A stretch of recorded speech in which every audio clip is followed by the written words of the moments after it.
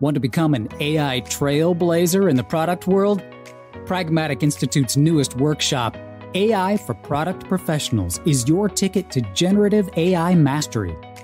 In this hands-on training, learn to master ChatGPT and prompt engineering to transform your product strategies, rapidly create content, optimize workflows, and make razor-sharp product decisions fueled by data.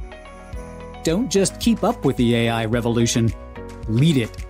Seats are limited. Enroll today at pragmaticinstitute.com/AI workshop.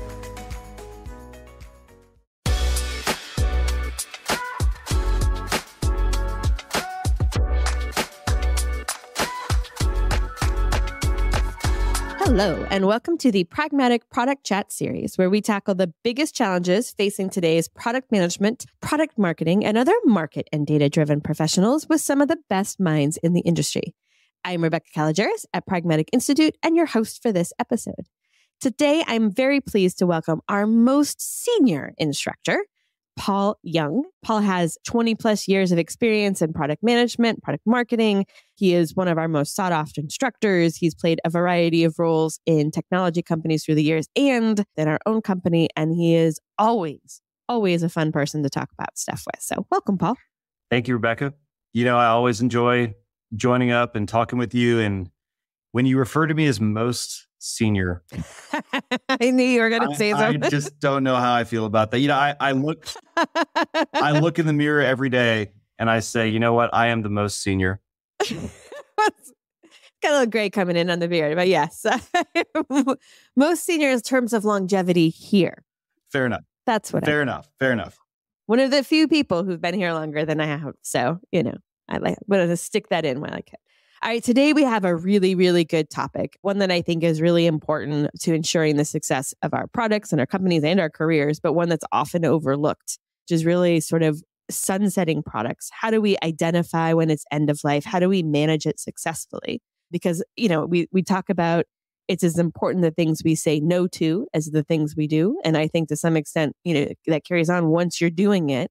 You can't just keep adding things on, right? You have to know when to let things go. So I'm super excited to dive into that with you, Paul. As am I. End of life is one of those areas that, you know, whatever analogy you choose, end of life, sunsets, you know, there's a lot of different ways to talk about it. It's never fun, but it's always important because right. You know, if you don't have a plan, then things will eventually just sort of go off on their own. And, you know, you want to have a plan. Better to have a plan than not, right? Right. And I mean, really, who better to talk about end of life than our most senior instructor? Well played. You set me up. You played the long game for that one. I did. But before we hop into this topic, there are, you know, some people have not had the pleasure of being in your classroom, which is really a wonderful pleasure, whether it's online or in person. For those who haven't, kind of give like the Paul Young origin story. Like, how did you get your love of product and your superpowers in product? Well, in the beginning, Rebecca, the dinosaurs roamed the earth. No. So, as you said in the beginning, I've got a pretty long experience in the industry at this point. I started actually as a software developer, self-taught. If you go back even further, my degree is in film, of all things, from the University of Texas in Austin. I'm a big Longhorn fan, as anybody will tell you. And at the time, your choices were basically you could move to New York or LA if you wanted to pursue a life in film. And I decided I didn't really want to do that. So I was pretty handy with technology. I taught myself how to program. And I caught on with a couple of startups and smaller organizations here in Austin, Texas. That's where I live. And I was doing contract and eventually full-time software development with Oracle, Java, Swing, things like that. And I enjoyed it. But I also realized that was not going to be my long-term path because I was not a great software developer. And one day I was fortunate enough that the VP of engineering I was working for and the VP of marketing, they basically came in together and said, hey, we'd like to turn you into our product manager. And I said, great. What is that? And they basically said, we have no idea. Why don't you go to this training and figure it out? And so I went to a pragmatic training and started the journey of figuring it out and developed, like you said, about 20 years in product in companies of all different shapes and sizes. Really big ones like Cisco and Dell, also really small startups, kind of everything in between in both B2B and B2C hardware, software, and services. And so it's been a really fun journey. And then I joined Pragmatic as an instructor to help share that journey with others, because I have a lot of passion with helping people and teams grow and helping them do better at their role. And basically that's what's led us to the point of recording this podcast today. So pretty soon, awesome. Pretty soon it'll be the end of my journey and time to hand off to somebody else. But this is always fun to sit down and have this chat. Awesome. All right. So we're going to talk about end of life or sunsetting, however you want to phrase it.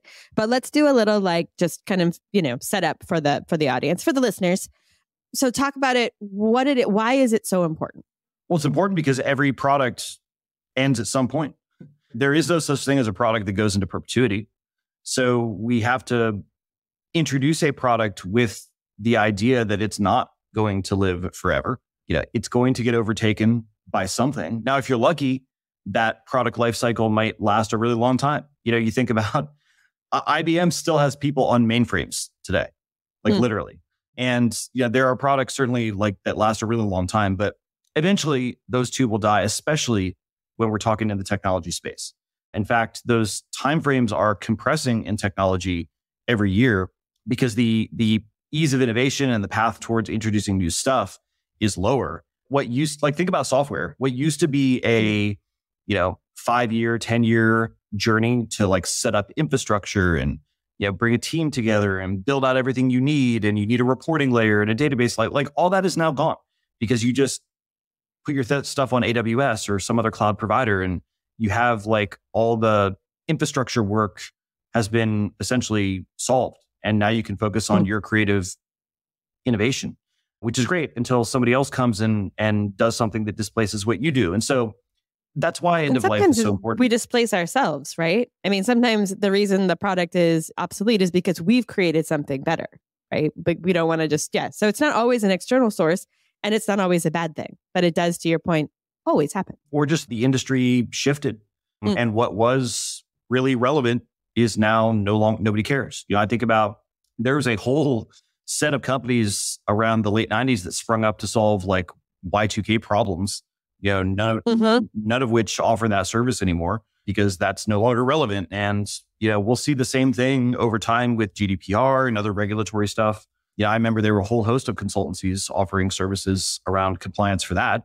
Okay, not that we're necessarily end of lifing that, but the amount of innovation happening in that area now is so much smaller. Yeah.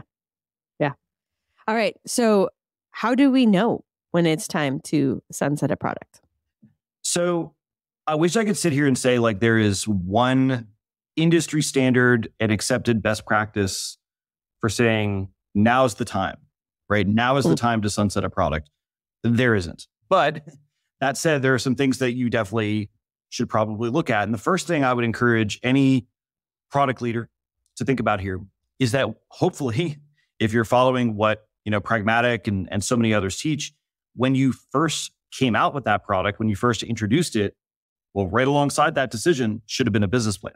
And that business plan, business case, business canvas, whatever you call it, that should have been kept up to date through the life of the product, where we're looking at, what are the key performance indicators for this product? Maybe for you, that's revenue. Certainly revenue for a lot of product teams that I go talk to, but not all. For some, it's, the cash flow that it's generating. For others, it's margin. For others, it's, the cost that it's taking out of the equation and the efficiencies it's helping us generate, or the referrals it's creating. It could be any number of things. I worked with a not-for-profit in Colorado Springs that was one of my favorite clients, and they didn't care about profit at all because their mission was to connect the poorest of the poor children in what they referred to as the global South with donors in what we would traditionally call first world countries like the US and Europe. And their product set and services were all about making more connections between those in need and those who had the means. And so for them, it's not about margin. So whatever metric matters to you is what you should track. And whenever that starts to decline past the point where it's still viable, or your costs that you incur to get that metric you care about, that is when you should start. Frankly, you probably should have already started when the trend line was turning south, but that's the thing we should look at to begin this conversation around end of life. And I do think you're right that it's often both sort of the top line numbers and the bottom line, the costs, the investments that we're having to do to either continue to hit the growth we want or even to maintain the numbers, that you start to go like, wow, we're really putting a lot in here without necessarily getting the return. And the other thing I just wanted to touch on too is we're talking about products, but I know from talking to you about this topic before, it's not always a full product, but there are sometimes features within a product that you need to sunset. Absolutely. So this is where you're going to turn to your analytics. So much easier in perhaps software or services. You can use a tool like Gainsights, Google Analytics, any number of tools that are out there nowadays to assess the usage of certain features. But the one caution I'll give is that sometimes there are features that have low usage, but still create a lot of value. You might run a report once a quarter, but that's the report you show to your board to demonstrate compliance with whatever. So don't always assume that low usage equals low value. This is where we have to combine the quantitative data we're getting from our analytics system with the qualitative research and the interviews to make sure that the people that are actually clicking that button to run that report once a quarter, do they have some other way of solving that problem? Do they care about that? Like what's going on there? That's a really good point, right? You can easily go with it doesn't happen often and make that immediate assumption that it means it's not critical. But I think there is, to your point, a much bigger piece on that. Just like there's a bigger piece on costs, right? Like there's what does it cost to service that feature or that product, right? As those numbers coming up, are we attracting customers, but not like the ideal customer, or right? I mean, there's a lot of pieces into that, and to your point, that requires both a combination of qualitative and quantitative and conversations to really understand the full picture in order to make the decision and to make the case that something may need to be sunsetted. Absolutely.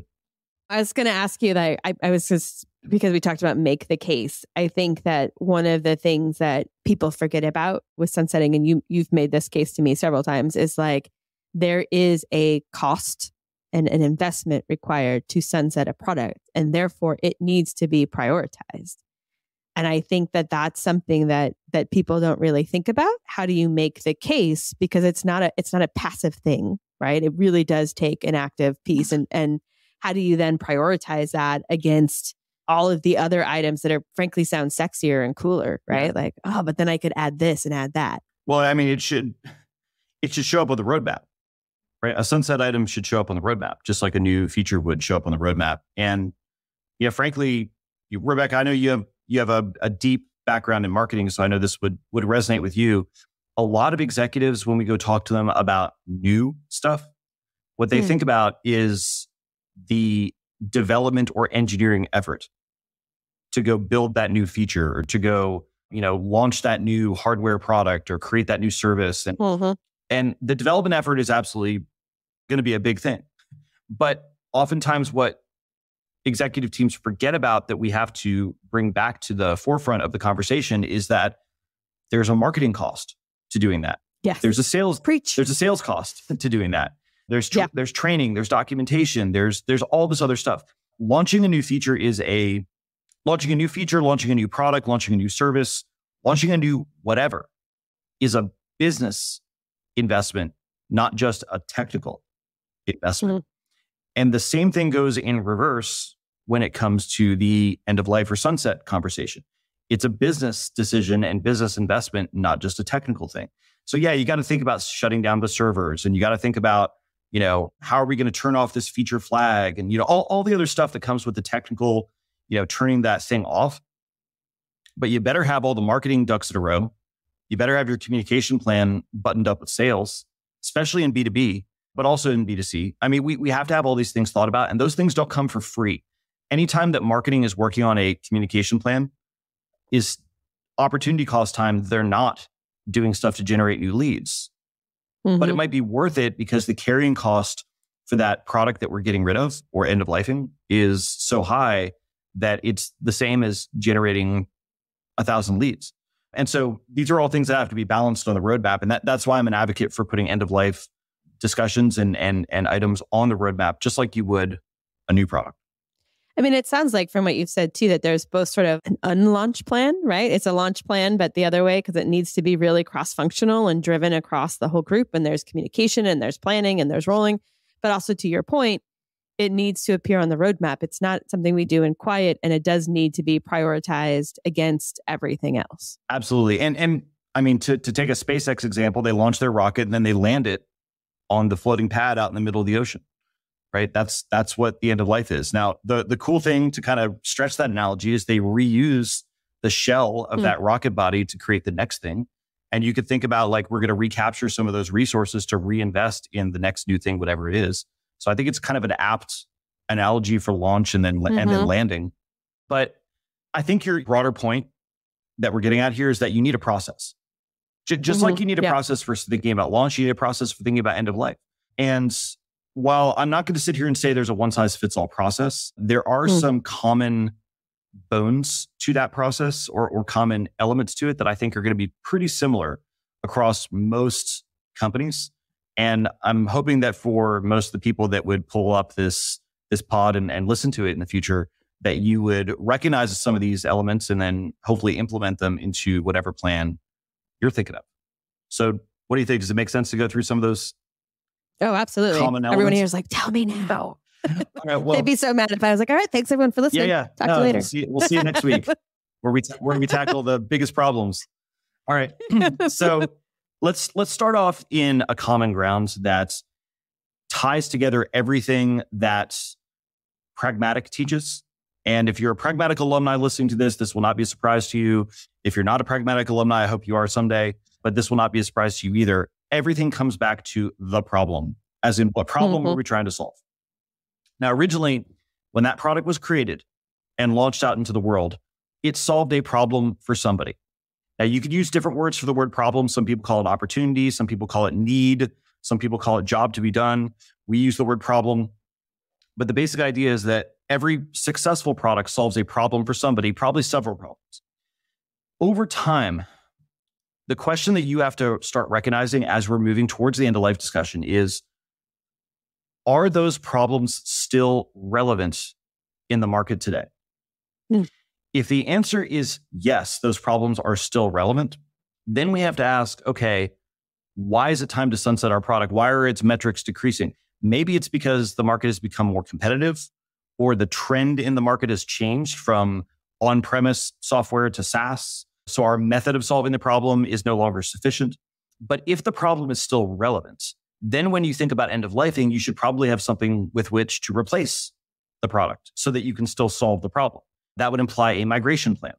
If, however, you recognize that the problem is no longer relevant, it's been superseded by other things, or maybe the problem has expired, like the Y2K example, or a compliance thing that's no longer relevant, then you don't have to worry about migration so much, and we can start thinking about a few other aspects to deal with that customer population that might still be using that old thing. All right, but the first thing I always want teams to consider, what problem are we solving? Is that problem still relevant? If yes, migrate. If no, let's push that conversation to the back. We'll think about it here in a moment. The second thing we have to think about, or the second big element of end of life, is communication. Communicate, communicate, communicate. I do not think it is possible to over-communicate in the end of life discussion. I mean, I guess in theory it is, but I don't think I've ever seen it, especially in B2B, because B2B customers are busy. They are doing a million things. And depending on your product, it may be wrapped deeply into training and processes with their team. And if you're going to take that away from them or change things on them, then you have to have an answer to how they're going to deal with that. You know, are they going to have to retrain their team? Are they going to have to learn something new? Are we going to migrate them? And so that means the net effect here is that we have to give them sufficient horizon to deal with change. And the market is littered with examples of companies that didn't give sufficient horizon. And as a result, their customers got really upset. There was I was looking for the name of the company before the recording today. I couldn't find them, but there was a company that built IoT devices, Internet of Things devices that were used in homes and businesses to monitor things like temperature and humidity and stuff like that. And the promise they made when they originally sold their product was that you would buy the hardware, you would get the service that was wrapped around it for free forever. And they figured out pretty quickly after a few years that that was not a viable business. So they changed their model to say, no, actually, you're going to have to pay a monthly fee for the service if you want to keep using your hardware device. As you can imagine, the people that bought that hardware device were pretty upset that the thing they thought they were getting for free for life after they paid the initial was now going to be paid. And so obviously that was a pricing problem, but it turned into an end of life problem very quickly because their market revolted. They were throwing their stuff in the trash. They eventually had to basically shut down the product and the company because they couldn't find a viable business model. So that was both a pricing and an end of life failure that resulted in poor communication. Because, oh, by the way, when they said you have to start paying for it, they said that's going to start next month. Oh, so not ideal. No. On the other end of the scale, more of the ideal way, I used to work at Cisco Systems, and they actually had a really mature process for thinking about the end of life. And the way that they did it, I'll simplify it, but it's actually on their website. If you Google it up, you can read all about it. They actually divided the end of life into phases. And so like, let's say you are a huge company and you're buying routers and switches and other networking gear from a company like Cisco. You're investing probably hundreds of thousands, if not millions of dollars in this gear. You want to know that when you're buying something, it's not going to like show up on the end of life list tomorrow. And then all of a sudden you can't like make use of it anymore. So what they did, Cisco that is, they had a 3-stage process to end of life. The first stage is what they called end of sale. And if something popped up on the end of sale list, it was at least a year. They said a year from now, you will no longer be able to buy this product. So it's not going to be commercially available. You can, if you have it in your workspace, you can still get support for it. You can still, get parts for it, all that stuff, but we're not going to sell it anymore. All right, end of sale. That's the beginning. A year after end of sale was end of support. And so what that meant is once end of support happens, you can still buy parts for it. And if something fails, some component fails, you can still get that. If you need custom support, you can pay a boatload of money and get it after that date. But for the general public, we're not going to support it anymore. And then a year after end of support came end of life. And that meant that even if you wanted support for it, we're not going to offer it anymore, unless you're like a top 5 customer type thing, then we'll set up a custom contract with you. But anything at that point is going to be on an exception basis. And the net effect here is that gave Cisco customers a pretty long horizon of at least 3 to 4 years to know that something that they had was going to go away and they could plan for it. And the communication was super clear, open and transparent, and everybody was comfortable. And so it just made everything easier. And it gave, especially those B2B customers spending a lot of money, the confidence to know that, hey, if I spend a bunch of money on this thing, I know that it's going to have at least 3 years of utility for me before I lose that utility. So I have the confidence that it's not going to go away. Now, I realize not everybody has the luxury of having a 3-year horizon for the stuff that they're doing, but the bigger the spend that you're asking a customer to make on your product, the longer the horizon for end of life should be. That sounds like a pragmatic rule. We should probably make that a rule. Right? I know it does. And the other thing I really like about that, and to your point, maybe I can't do 3 years, but thinking of those as 3 different stages, both internally and externally, right? Particularly sort of the end of sale being different necessarily than the end of support. And making that clear internally and externally, I think is a really smart play. They have very different implications and very different communication plans, right? We talked about some of the marketing burden on this. The marketing burden is heavier when we get to the end of service, when I'm going to have to explain the changes, right? There's certainly going to be an end of sale one where we stop promoting it. But like there's 2 very different messaging and campaigns and programs that we need to put in place for those 2 different steps. And I think often they get kind of grouped into one. Yeah, absolutely. We can start the communication about that 3-year horizon in the beginning, in the end of sale phase, to say, hey, 3 years hence, this is going to be end of life, end of support, and so on. That gives people the planning horizon they need. And that kind of leads us to our third big element, which is migration. If you're going to end of life something and you'd recognize that the problem that you're solving is still relevant in the market, it's just that our product has gotten surpassed in terms of its technology, its life cycle, whatever, then you have to evaluate, do we still want to solve that problem? And I would encourage you to still pass it through those traditional filters that Pragmatic teaches, is the problem urgent? Is it pervasive? Are people still willing to pay to have that problem solved? And maybe other opportunity scoring filters that, I teach in classes like our focus class.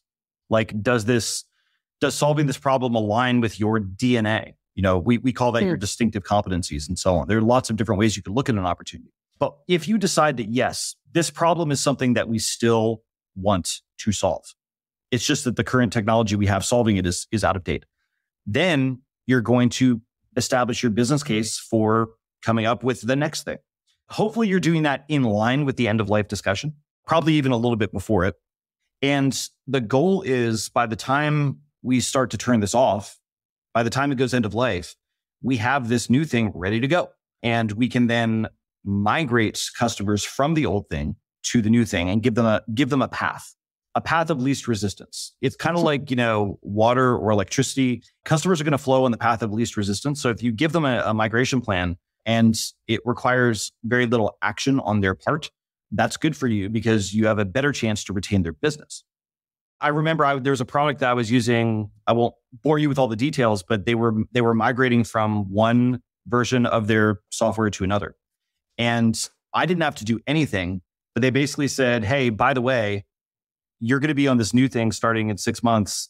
And one day when you log in, it's just going to show up on this new portal, this new site. And I literally had to do nothing. They just migrated me automatically. The price was the same. It was just my experience that shifted from old to new. And so like the reshopping decision never got triggered for me. A little harder to do that in hardware where there's a physical device to swap out, but in software and services, that's a lot easier. I would also encourage maybe thinking about how we would stagger the migrations, because this is something that our instructors who teach the launch class here at Pragmatic get into a lot. When you're doing what's called a migration launch, which is essentially what the new thing is, you probably don't want to do a big bang where you move everybody all at once and we're shutting off the old thing and we're immediately moving 1 million customers onto the new thing. Probably not a good idea because of the risks associated there. So, we might encourage you to think about bucketing your customers into high, medium, and low risk buckets, and then considering which ones to move in which order, maybe starting with the low and then progressing towards the high risk. And then the final part of migration is grandfathering.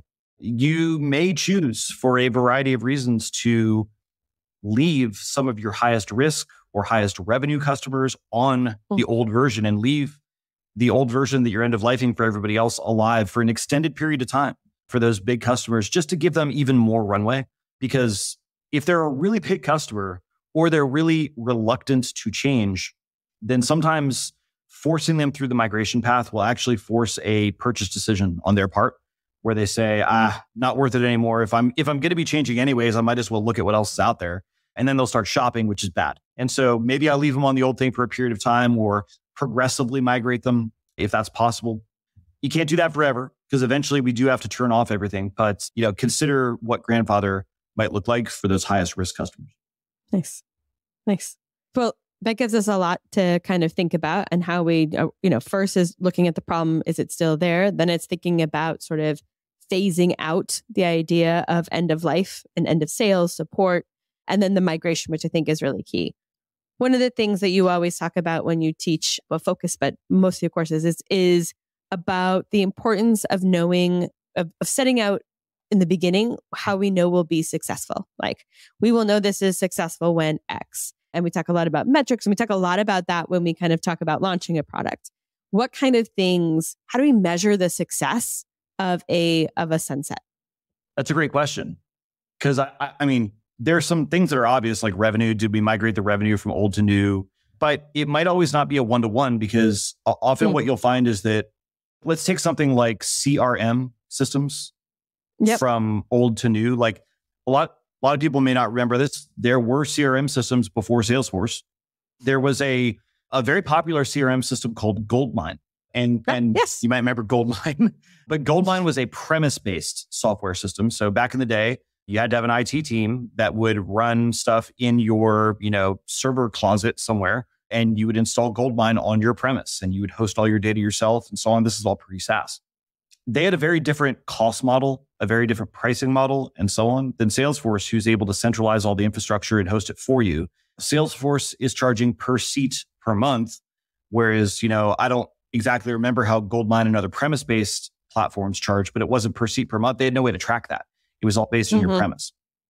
And so the key takeaway there is that the revenue model for a premise-based software system looks different than for a SaaS software system. So if you're end-of-lifing one model and you're coming up with the new model and they have different revenue models, then it might not look necessarily one-to-one. Got it. And that's okay. Like maybe you're moving from CapEx to OpEx and your lifetime value of the customer is larger, but the initial money you get from them in the front is smaller. And so maybe LTV is a good way to look at it, lifetime value of the customer. Certainly your CAC is going to be smaller if you're migrating somebody than if you're getting them for the first time. Usage might be another good thing to look at here, and also cost. Hopefully with the new thing, our cost is more reasonable than the old thing. But again, it's going to go back to your business plan. Like when you look at your business plan, when you set it up for the old thing versus the new thing, how do we define success there? Percentage of customers migrated might be another one. Right. I was thinking about that too. Like there's a churn discussion there. And again, to your point, sometimes I may be trying to get rid of, not trying, that's terrible, but we are intentionally focusing on a smaller segment, right? And so I think all of those are ways it could be successful. But I think the key is to figure it out. Like, what is the timeline we want this done with? What are the expectations we think will happen with our customers? How do we expect that to change revenue? And even how, if some of this is less about migration and more about like, hey, this one is a big cost, how are we deploying those resources? How much resources are left after there? I mean, there's so many reasons that you might want to sunset that it's hard to be like, here are the metrics. Right. But I think it's really important that you set those out as an organization so that hey, this performed how we thought it would or not. Well, here's an opportunity for, you, the product leader, to step back for a second, just take a deep breath and say, who are the customers that we most want to serve going into the future?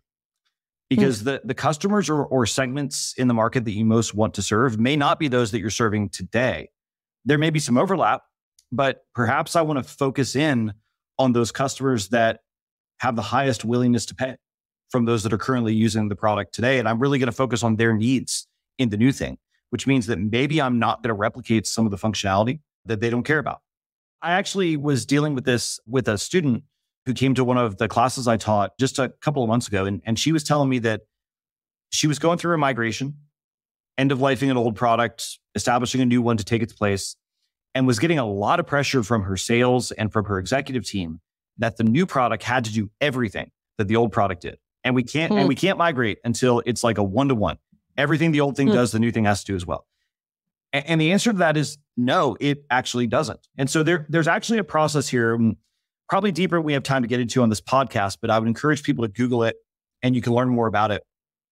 It's called functional decomposition. And the idea of functional decomposition is that normally we start with market research, we write requirements based on the problems we find, and then we build a product based on those requirements or user stories. Functional decomposition is the same thing going in the opposite direction.